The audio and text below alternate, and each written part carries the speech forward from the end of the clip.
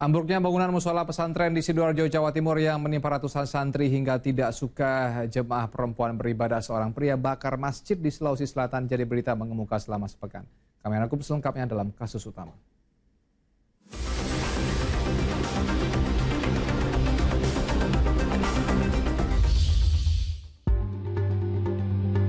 Ribuan warga kehilangan tempat tinggal usai Amok Sejago Merah menghanguskan ratusan rumah di Kelurahan Tangki Taman Sari, Jakarta Barat.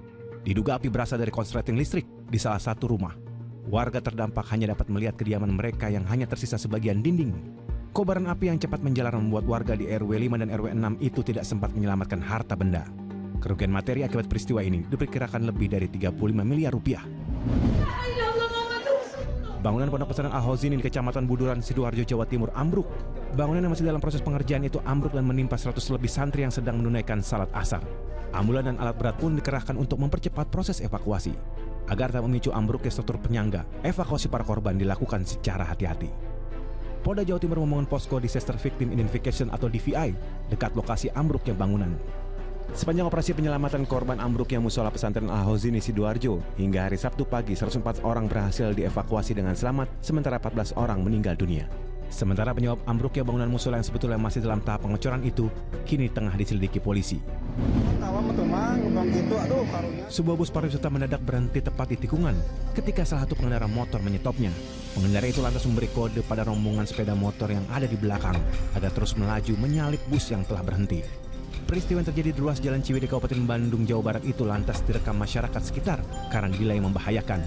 Karenanya salah satu anggota klub motor itu menyampaikan permintaan maaf. Mereka pun dikenakan sanksi tilang oleh polisi.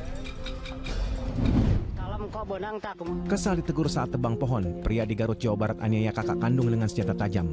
Konflik dua pria bersaudara tersebut berawal dari aksi pelaku tebang pohon di tanah warisan orang tuanya untuk kayu bakar. Namun kakaknya menegur lantaran tanah warisan itu telah ia beli. Si adik yang dendam dengan teguran itu kemudian menghampiri kakaknya dan menganiaya dengan sebilah golok. Akibat serangan itu, korban terluka di kepala dan wajah, sementara pelaku diamankan di Polres Garut.